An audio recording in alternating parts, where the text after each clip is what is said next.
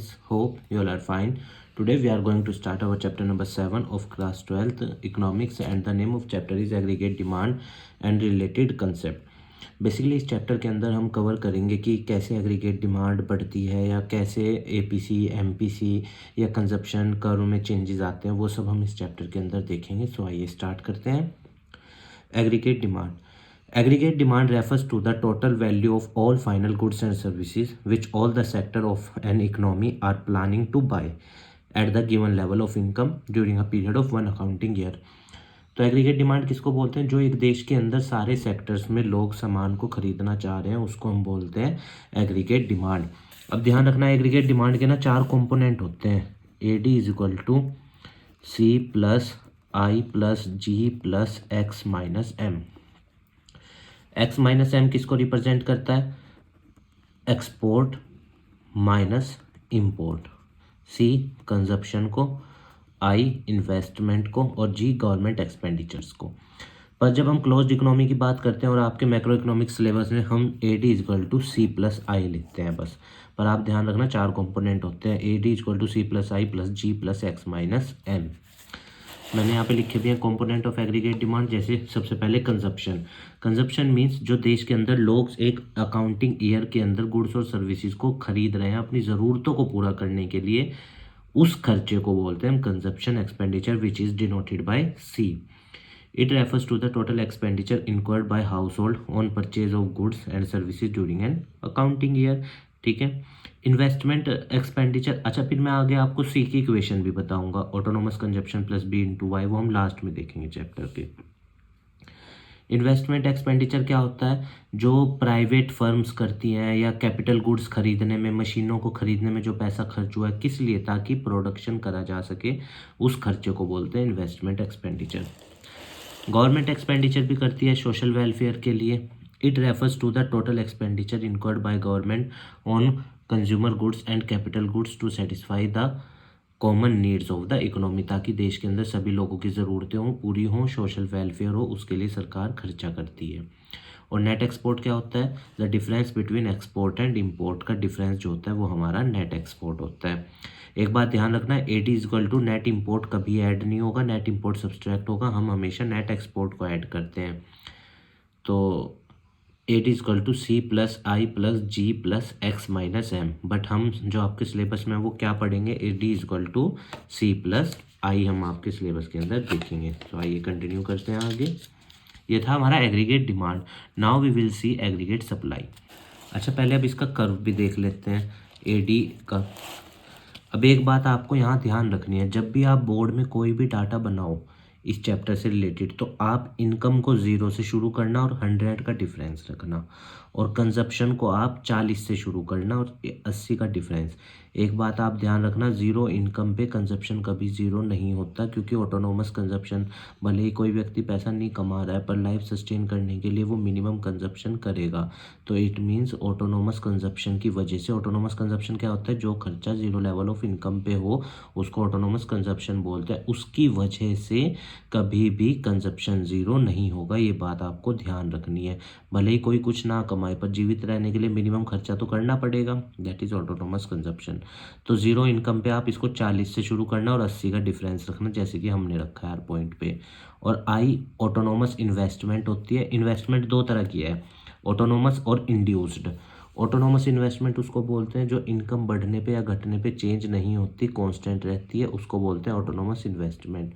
और induced investment क्या होती है? जो इनकम बढ़ने पे बढ़ती है और इनकम घटने पे घटती है, that is called induced investment. ठीक है। और AD क्या होता है? C प्लस आई। ठीक है। तो C कितना है हमारा? 40 और I कितना है? 20। AD आ गया 60। 120 प्लस 20 140, 200 प्लस 20 220, 280 प्लस 20 300, 360 प्लस 20 380। इस तरह से हमने यहाँ पे सम किया। अब देखो AD का जो कर्व है वो हमेशा, ये क्वेश्चन पूछा जा सकता है आपसे कि AD का कर्व ओरिजिन से ऊपर से शुरू क्यों होता है? क्योंकि मैंने अभी आपको क्या बताया, AD इज इक्वल टू क्या? C प्लस आई, और हमें पता है C कभी 0 नहीं हो सकता। तो अगर कभी भी C 0 नहीं है तो AD का कर्व यहाँ से कैसे शुरू हो जाएगा? AD का कर्व हमेशा ऊपर से शुरू होगा। क्यों होगा? क्योंकि सी के अंदर क्या इंक्लूड है? सी बार, जो किसको इंडिकेट करता है? ऑटोनोमस कंजप्शन को। ये है हमारी ऑटोनोमस इन्वेस्टमेंट जो सेम रहेगी, जो चेंज नहीं होगी, और ये कंजप्शन का कर्व है। जब आप इन दोनों को सम कर दोगे तो एडी आ जाएगा। Important points about AD, AD is C plus I, ये आप समझ गए। पॉजिटिव कंजप्शन कर्व होता है, as the income rise consumption will automatically rise, और जैसे जैसे इनकम बढ़ेगी कंजप्शन बढ़ता है। हालांकि ये नेसेसरी नहीं है, एमपीसी जीरो भी हो सकता है, कंजप्शन में चेंज ना लाए कोई व्यक्ति इनकम बढ़ने पे, पर जनरली ये माना जाता है कि इनकम बढ़ने पे कंजप्शन बढ़ता है। Slope of consumption curve is upward because the direct relationship generally between consumption and income. That's why AD curve will go upward. Autonomous investment का स्लोप क्या होता है? Horizontal straight line. क्यों? क्योंकि ऑटोनोमस इन्वेस्टमेंट चेंज नहीं होती income के level के साथ। जो इनकम बढ़ने पे बढ़े और इनकम घटने पे, इनकम बढ़ने पे बढ़ती है और इनकम घटने पे घटती है, वो इन्वेस्टमेंट हमारी इंड्यूस्ड होती है। उसका कर्व ये है, ऑटोनोमस का कर्व ये है, ध्यान रखना। Starting point of AD curve इस का हमेशा ओरिजिन से ऊपर से होगा, क्योंकि एडी के अंदर सी है और हमें पता है कंजप्शन कभी ज़ीरो नहीं होता। Slope of AD curve upward है, कंजप्शन बढ़ा, इनकम बढ़ा, कंजप्शन बढ़ेगा, इनकम घटा तो कंजप्शन घटेगा। Now let us see aggregate supply. Aggregate supply क्या होती है? देखो, एग्रीगेट डिमांड के अंदर तो देश के सारे सेक्टर में जो लोग खरीदना चाह रहे थे प्रोडक्ट्स को, यहाँ जो देश के अंदर सारे सप्लायर्स बेचना चाह रहे हैं प्रोडक्ट को। जो माल बिक चुका है वो कंजप्ट हो गया और जो बचा हुआ है वो सेव है। तो A S aggregate supply is equal to C plus S, consumption plus saving. और इनकम भी कैसे निकलती है? Consumption plus saving. तो एक बात हमेशा ध्यान रखना, ए एस किसके इक्वल होगा? हमेशा वाई के, ये आपको ध्यान रखना है। कर्व इसका भी है, डाटा देखो इसका, Y C S E S. तो वाई हम जीरो से शुरू करना है, मैंने आपको बता दिया है ना, ये देखिए। और सी हमारा कितने से शुरू? 40 से, और 80 का डिफरेंस, 120, 200, 280, 360। और सेविंग कैसे निकलती है? वाई माइनस सी, कमाई में से खर्चों को लेस करो, -40, -20, 0, 20, 40। और ए एस कैसे निकलता है? C plus S. तो सी प्लस एस, 40 में -40 जोड़े 0, 100 में 120, 120 में माइनस के 20 प्लस किए 100, 200 में 0, 200, 280 में 20, 300, 400 आया ना। देखो ए एस किसके इक्वल? वाई के। तो ये भी आपको ध्यान रखना है, ए एस हमेशा वाई के इक्वल होता है, और ये हमने आपको निकाल के भी दिखा दिया। और देखो यहाँ पे भी यही है, 600 तक गए। याद रखना, इनकम ज़ीरो होने पे खर्चा ज़ीरो नहीं होता, ये बात ध्यान रखना। चाहे भले ही व्यक्ति मांग कर खाए, उसको खाना पड़ेगा, अगर जीवित रहना है ऑटोनोमस कंजप्शन करना पड़ेगा। तो खर्चा आप 40 से शुरू करना, 80 का डिफरेंस लेना, डाटा कभी गलत नहीं बनेगा। सेविंग कैसे निकालते हैं हम? वाई माइनस सी करके, और A S equal to C plus S equal to Y. देखो दोनों लाइन सेम आई है, ठीक है। ये भी आपको ध्यान रखनी है चीज़ कि ए एस हमेशा किसके इक्वल आएगा? वाई के।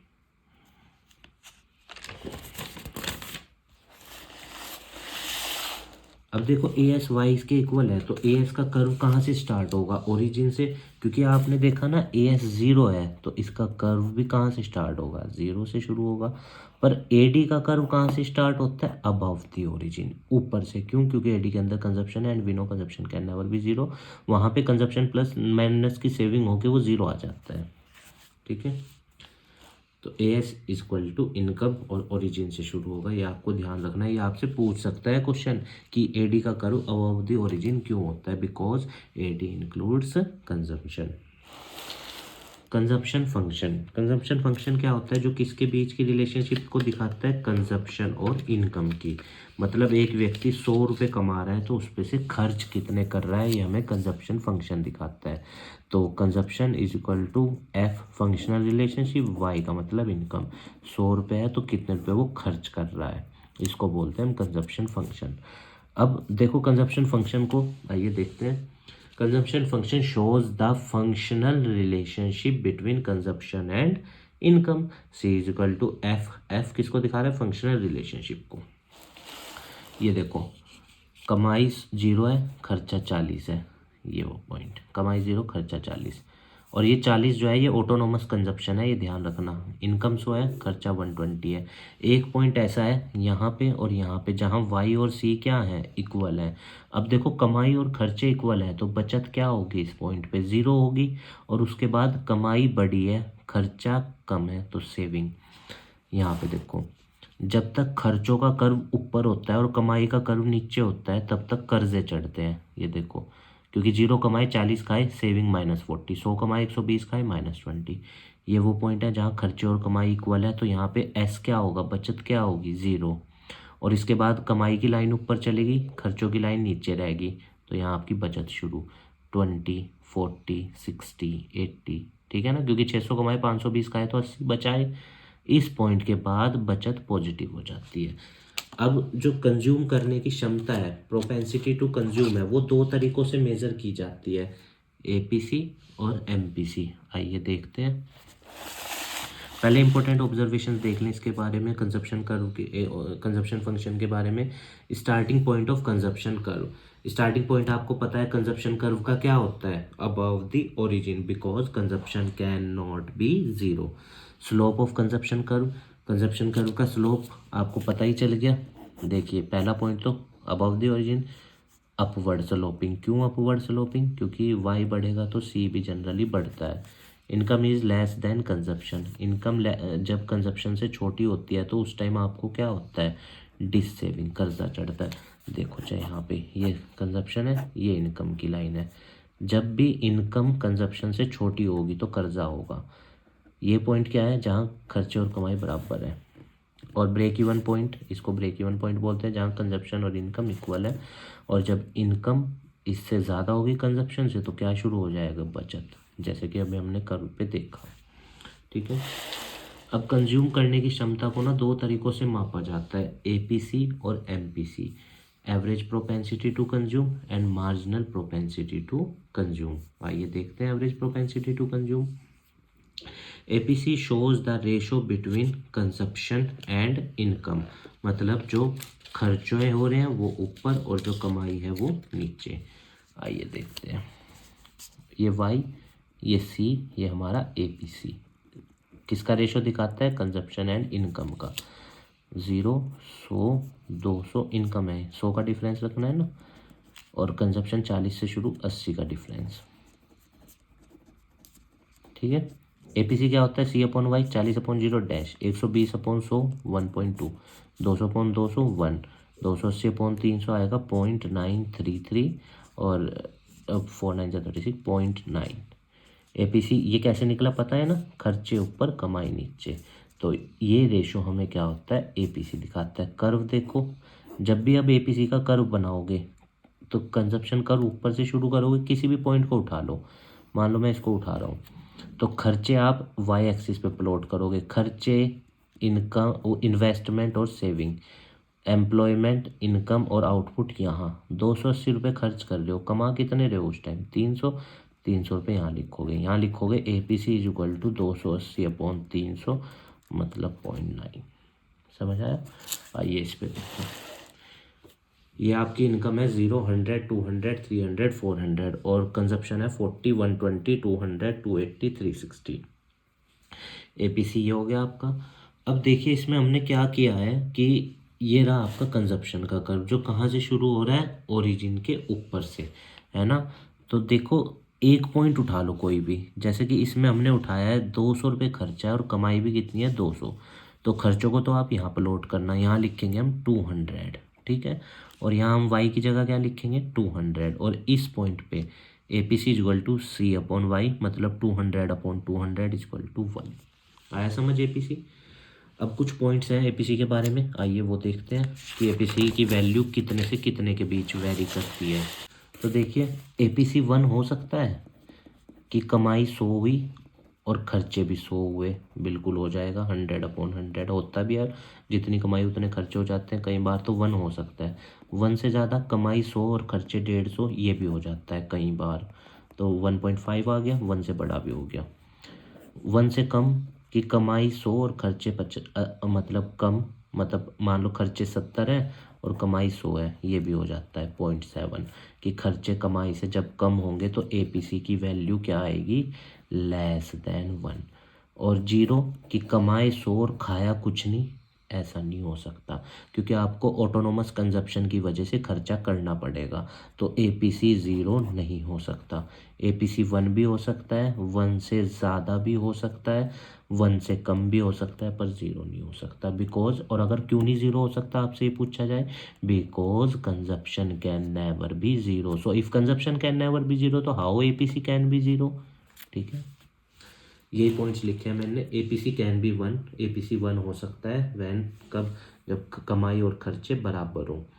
एपीसी 1 से ज़्यादा हो सकता है जब खर्चे कमाई से ज़्यादा हो। एपीसी 1 से छोटा भी हो सकता है जब खर्चे कमाई से कम हो। पर एपीसी 0 नहीं हो सकता। क्यों? क्योंकि खर्चे कभी भी 0 नहीं हो सकते। Students, let us see our MPC, marginal propensity to consume. Basically marginal propensity to consume हमें जो है वो change in consumption and change in income का रेशो दिखाता है। देखिए, मान लीजिए पहले एक व्यक्ति की 100 रुपये कमाई थी और उसका खर्चा 40 रुपीज़ था। अब उसकी कमाई 200 हुई और उसने अपना खर्चा बढ़ाया। तो डेल्टा सी, खर्चों में कितना चेंज आया? 80 रुपीज़। डेल्टा वाई, इनकम में कितना चेंज आया? 100 रुपीज़। तो M P C is equal to delta C upon delta Y, means 80 upon 100 is equal to 0.8। ठीक है, तो M P C shows the ratio between change in consumption and changes income. Let us see, shows the ratio between change in consumption and change in income। MPC is equal to delta C upon delta Y. जो खर्चों में change आया उसको ऊपर रखेंगे और जो कमाई में चेंज है उसको नीचे। ये देखो, 0 से 100 का चेंज आ रहा है इनकम के अंदर, ठीक है, और कंजप्शन में 80 का। तो डेल्टा सी हमारा हर पॉइंट पे 80 हो गया, क्योंकि देखिए हर पॉइंट पे 80 बढ़ रहा है। और डेल्टा वाई कितना हो गया हमारा? 100। तो 80 अपॉन 100 हर पॉइंट पे एमपीसी क्या आएगा? 0.8 आएगा। ठीक है, अब मैं आपको एमपीसी का कर्व बना के दिखाता हूँ। इस पे भी देख सकते हैं हम, और पहले इस पे देख लेते हैं। मान लीजिए ये हम एक डाटा यूज़ कर रहे हैं, ठीक है, वही वाला यूज़ कर रहा हूँ, ठीक है।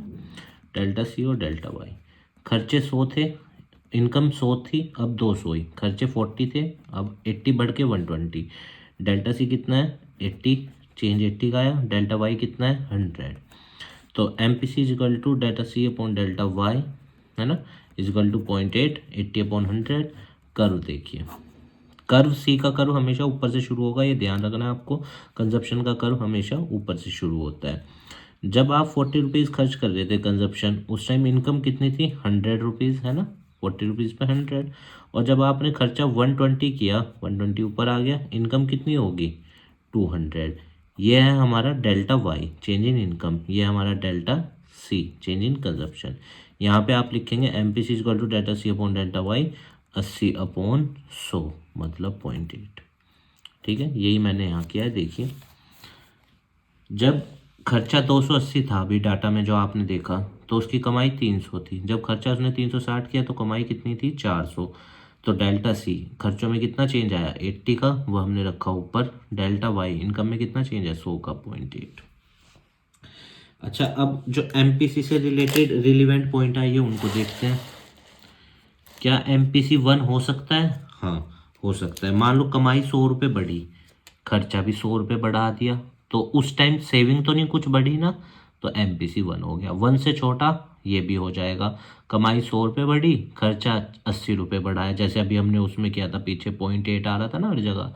तो MPC can be less than 1 but can not be more than 1, क्योंकि हम खर्चों में उतना ही चेंज ला सकते हैं जितना इनकम में आया है। इनकम अगर 100 रुपये बढ़ी है तो हम खर्चा ज़्यादा से ज़्यादा अपना 100 रुपये ही बढ़ा सकते हैं।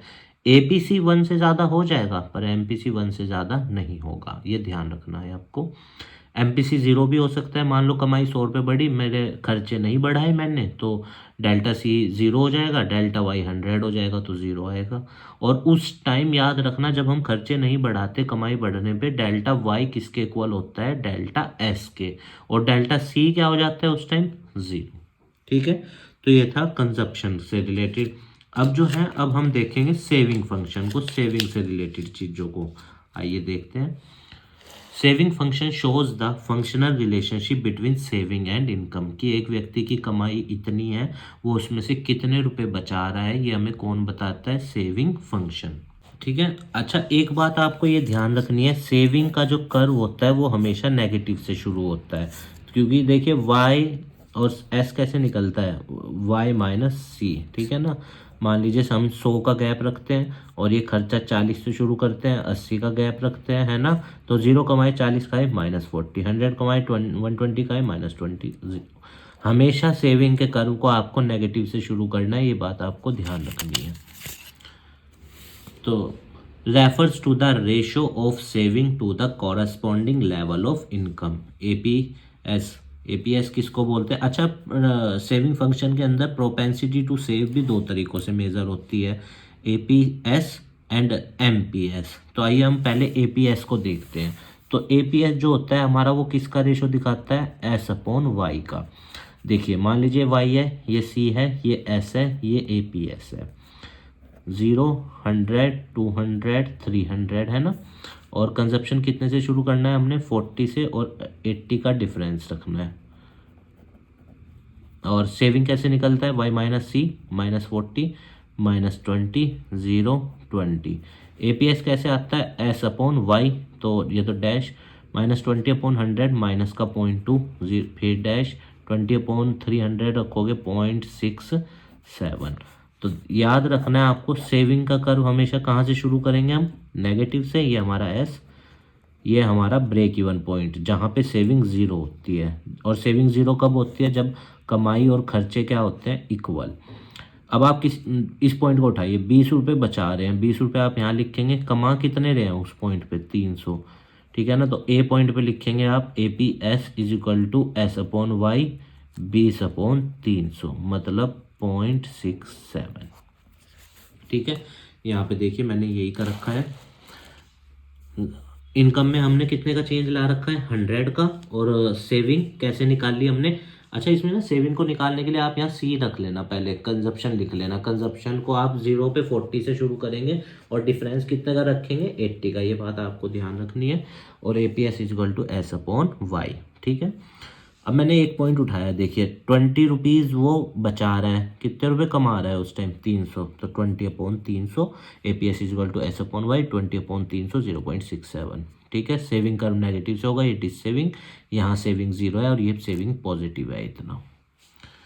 Late us see some point. APS 1 से ज़्यादा नहीं हो सकता, वो तो 1 के इक्वल भी नहीं हो सकता। कि मान लो अगर 100 रुपये कमाए तो हम 150 कैसे बचा लेंगे? तो 1 से ज़्यादा नहीं हो सकता। अच्छा, 100 रुपये कमाए, 100 के 100 भी नहीं बचा सकते, क्योंकि खर्चा भी करना है, ऑटोनोमस कंजप्शन। तो ध्यान रखना, APS ना तो 1 से ज़्यादा होता और ना 1 के इक्वल होता, ये आपको ध्यान रखना है। और APC और APS का सम 1 होता है, ये भी आपको ध्यान रखना है, ठीक है। APS 0 हो सकता है, मान लो 100 रुपये कमाए और 100 के 100 खर्च दिए, उस टाइम सेविंग तो कुछ नहीं की। जैसे इस पॉइंट पे देखो, यहाँ पे APS 0 है, 200 रुपये कमाए, 200 के 200 खर्च हो गए होंगे, तभी बचत क्या है यहाँ? 0। तो APS भी 0। 1 से छोटा हो सकता है APS? हाँ, हो सकता है। मान लो 100 कमाए, 70 खर्च कर दिए, 30 रुपये बचाए, तो जब आप 30 अपॉन 100 रखोगे क्या आएगा? 0.3। तो APS 1 से छोटा हो सकता है, 0 भी हो सकता है, पर 1 के इक्वल और 1 से ज़्यादा APS नहीं हो सकता। Now let us see MPS and तो MPS जो है हमारा, वो हमें किसका रेशो दिखाता है? आइए देखते हैं। MPS दिखाता है चेंज इन सेविंग। MPS होता है delta S upon delta Y. जो सेविंग में चेंज आया वो ऊपर, और जो इनकम में चेंज आया वो नीचे, ठीक है। जैसे मान लो 100 रुपये कमाई थी, खर्चा कितना था? फॉर एग्जांपल खर्चा है हमारा 40 रुपीज़, तो सेविंग कितनी थी? 60 रुपये, है ना। अब कमाई 200 ही, खर्चा हुआ 70। तो अब कितना चेंज आया खर्चों सेविंग के अंदर? 130 का, है ना। तो अब हम यहाँ पे क्या लिखेंगे? डेल्टा एस कितना चेंज आया? 70। डेल्टा वाई कितना चेंज आया? 100। तो MPS is equal to delta S upon delta Y. Saving के चेंज को ऊपर रखेंगे और इनकम के चेंज को नीचे रखेंगे, 0.7, ठीक है। हमने यही किया है, ये देखते हैं। देखिए, इनकम 0, 100, 200, 300, 400 और सेविंग हमारा ये रहा -40 -20 0। और सेविंग कैसे निकालना, हमने कंजप्शन रखा, और कंजप्शन आपको पता है हम क्या रखते हैं हमेशा, 40 से शुरू करते हैं और 80 का डिफरेंस रखते हैं, ठीक है। और डेल्टा एस क्या होता है, ये माइनस ये, तो 20 पॉजिटिव के, फिर 20 डेल्टा वाई डिफरेंस 100 एमपीएस हर पॉइंट पे क्या आया, delta S upon delta Y 0.2। ये देखिए कर 2 पॉइंट उठाए हैं हमने। जैसे 20 रुपये जब ये बचा रहा था उस टाइम कितने रुपए कमा रहा था, ये 300, 20 रुपये सेविंग यहाँ लिखी और 300 यहाँ। फिर इसने सेविंग 40 करी, ये हमने 40 लिखा, और कमाई कितनी हुई 400। तो ये तो हो गया इनकम का चेंज, और ये हो गया हमारा सेविंग का change. M P S equal to delta S upon delta Y. कितना चेंज आया सेविंग में, 20 का 20 रुपीज़। कितना चेंज है, 100 का 20/100 0.2। याद रखना सेविंग का कर्व नेगेटिव से शुरू होता है, ये ब्रेक इवन पॉइंट है जहाँ पे सेविंग 0 होती है, और इसी पॉइंट पे y इक्वल टू सी होता है।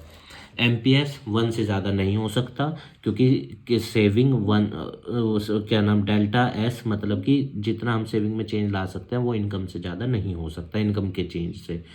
एम पी एस 1 हो सकता है, मान लो कमाई 100 रुपये बढ़ी, हमने खर्चा नहीं बढ़ाया तो वो सारा का सारा पैसा बचेगा, तो एम पी एस 1 हो सकता है। 0 भी हो सकता है एम पी एस, कब, मान लो जैसे 100 रुपये कमाई बढ़ी और वो भी सारे के सारे खर्च दिए, सेविंग में कुछ नहीं डाला, तो डेल्टा एस 0 हो जाएगा, और जब डेल्टा एस 0 है तो फिर एम पी एस भी 0 होगा। एम पी एस 1 से छोटा हो सकता है, मान लो कमाई 100 रुपये बढ़ी और बचत तो हमने बढ़ाई 40 रुपये, तो जब आप डेल्टा एस की जगह 40 रखोगे, डेल्टा वाई की जगह 100 रखोगे, तो क्या आएगा 0.4 आएगा, ठीक है। ये आपको ध्यान रखना है। इस तरह का एक एमसीक्यू आने की पूरी संभावना होती है बोर्ड में, एपीसी, एपीएस, एमपीसी, एमपीएस से, ध्यान रखना आप ये। Now let us see equations of consumption function. बहुत ही आसान इक्वेशंस हैं, मैं आपको बताता हूँ। देखिए, अगर कभी भी कंजप्शन निकालने के कहे ना, तो कंजप्शन की इक्वेशन है ये C bar plus B into Y. C bar क्या होता है, consumption at zero level of income, जो हम 40 रखते हैं, है ना, हमने हर डाटा में 40 रखा ना, consumption at zero level of income.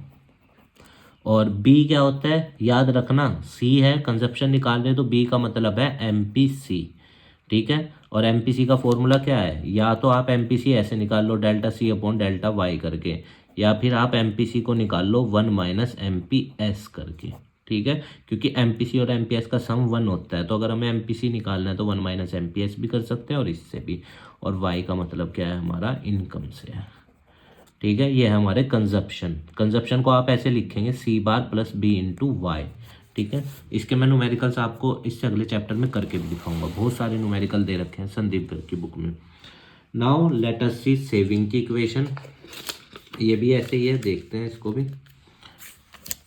अब देखो, पहले मैं यहाँ से फिर से कंजप्शन की इक्वेशन लिखूंगा एक बार। अब सेविंग की इक्वेशन हम इसी इक्वेशन से बना सकते हैं, ये भी आपको ध्यान रखना है। जो ऑटोनोमस कंजप्शन 0 लेवल पे होता है ना, वही हमारी ऑटोनोमस सेविंग होती है, बस इसके आगे नेगेटिव का साइन लग जाता है, -40 प्लस 1 माइनस बी।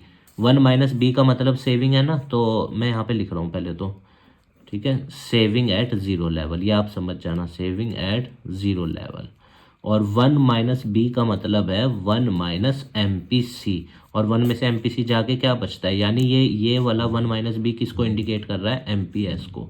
और वाई, तो हमारा वाई है ये इनकम, ठीक है। ये इक्वेशन आपको समझ आई। Delta sorry S is equal to minus C bar plus 1 minus B into Y. 1 minus B किसको इंडिकेट कर रहा है, 1 माइनस एम पी सी को, जो क्या निकलेगा एम पी एस। अच्छा, एक कर्व ये भी है, देखो, जहाँ पे ए पी सी 1 होता है, सी अपॉन वाई होता है, उस पॉइंट पे ए पी एस 0 होगा, क्योंकि दोनों का सम क्या आता है, A P C plus A P S करके 1।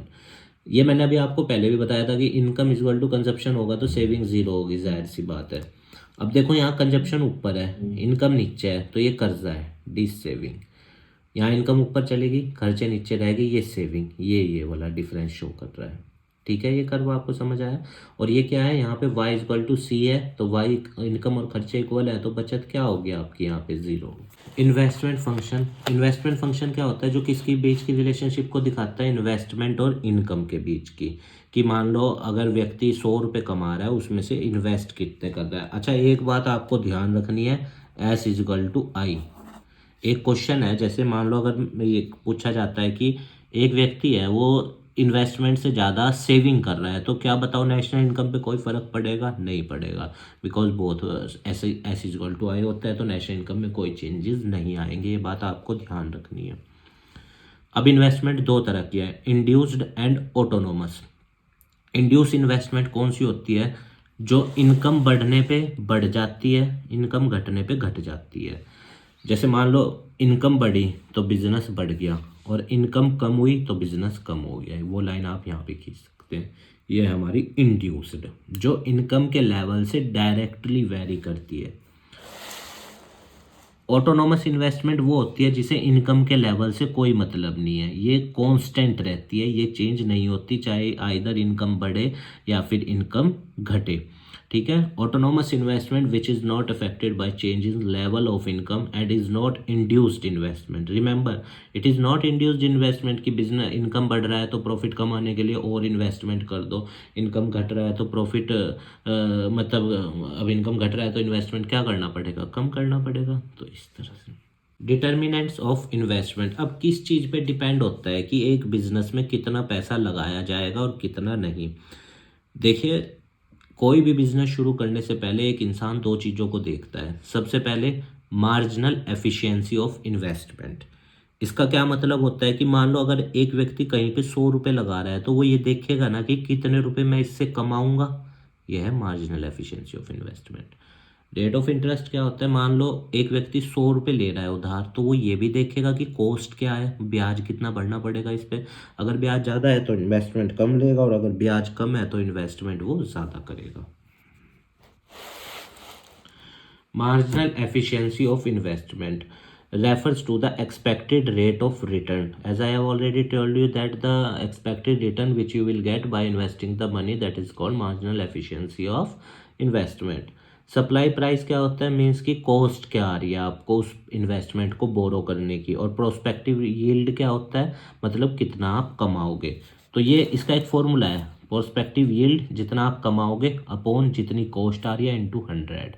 सप्लाई प्राइस मतलब जो कॉस्ट आपको बोरो करने में उस पैसे को आ रही है, ठीक है, या नई एसेट को प्रोड्यूस करने में जो कॉस्ट आ रही है वो चीज़ supply price into 100। Rate of interest तो आप समझिए, जिस ब्याज पे आप वो पैसा लोगे। X ante saving and x post saving, या एक्स एंटी इन्वेस्टमेंट या x post investment.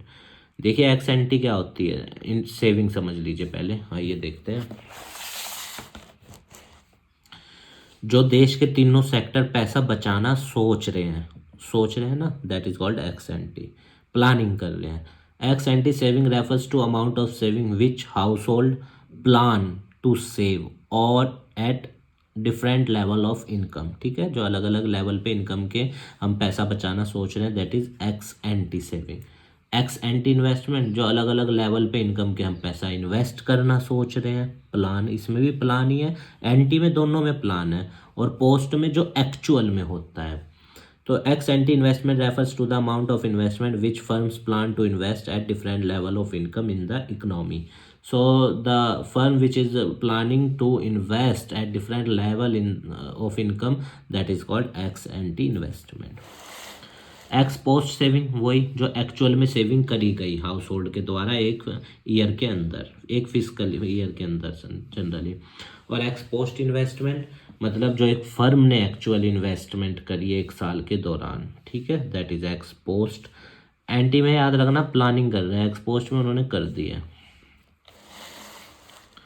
Full employment means वो सिचुएशन जहाँ पे एग्रीगेट डिमांड किसके इक्वल हो? एग्रीगेट सप्लाई के, मतलब 100 लोग नौकरी चाह रहे और 100 लोगों को नौकरी मिल गई, तो वो सिचुएशन क्या है? Full employment.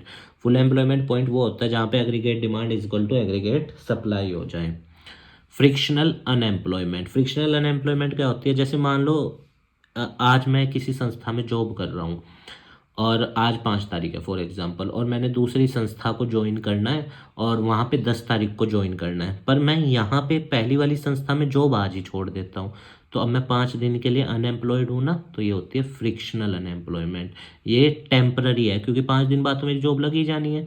तो frictional unemployment refers to the temporary unemployment which occurs when worker move from one job to another. 3-4 दिन पहले छोड़ देते हैं पहली वाली कंपनी को नई कंपनी में जाने से पहले, तो इस तरह। स्ट्रक्चरल क्या होता है, मान लो कहीं पे जॉब निकली है और उसमें मांग रखा है कि भाई एमबीए वाले को रखा जाएगा, पर मेरे पास तो एमए इकोनॉमिक्स है, तो मेरे को उन्होंने नहीं रखा। तो जब एक व्यक्ति अनएम्प्लॉयड रह जाए, किस वजह से, क्योंकि मिसमैच ऑफ क्वालिफिकेशन की वजह से, जो उस व्यक्ति के पास है और जो उस जॉब के लिए चाहिए, ठीक है। और ये फॉर्मूले हैं, y is equal to C plus I, A D में आप समझ ही चुके हैं, C plus I, y is equal to C plus S. These are the formulas. So let us see. Y is equal to C plus S, ठीक है, और AD is equal to C plus I, AS C plus S and AS is equal to Y. Both are same. APC C upon Y, APS S upon Y, APC plus APS 1। तो एक formula APS का ये बन जाएगा, एक तो ये हो गया, दूसरा क्या होगा 1 माइनस APC, और APC का एक तो ये हो गया फॉर्मूला और दूसरा क्या होगा 1 माइनस APS। सेम इसी तरह MPC, MPC equal to delta C upon delta Y, MPS delta S upon delta Y. MPC plus MPS 1, तो 1 माइनस MPC करोगे MPS आ जाएगा और 1 माइनस MPS करोगे MPC आ जाएगा। और सेविंग और कंजप्शन की इक्वेशन मैंने आपको सोल्व करके बता ही दी थी पीछे। जो सेविंग और कंजप्शन की इक्वेशन है, इससे रिलेटेड या इन्वेस्टमेंट मल्टीप्लायर से रिलेटेड एक क्वेश्चन बोर्ड में जनरली देखा गया है न्यूमेरिकल में, तो वो हम अगले चैप्टर में करेंगे, चैप्टर नंबर 8 में। तो उम्मीद है गाइस आपको चैप्टर समझ में आया होगा। हमारे काम को सपोर्ट करने के लिए वीडियो को लाइक कीजिएगा, अपने दोस्तों के साथ शेयर कीजिएगा और हमारे चैनल को भी सब्सक्राइब कर दीजिएगा। और जो आपकी क्वेरी है चैप्टर से रिलेटेड, आप हमें कमेंट बॉक्स में बताना, हम उसका आंसर देने की पूर्ण रूप से कोशिश करेंगे। आप स्वस्थ रहिए, खूब लाइफ में आगे बढ़िए, यही हमारी मनोकामना। इस देश को अच्छा बनाइए, समाज को अच्छा बनाइए और अपना अस्तित्व इस समाज में स्थापित कीजिए। धन्यवाद स्टूडेंट्स।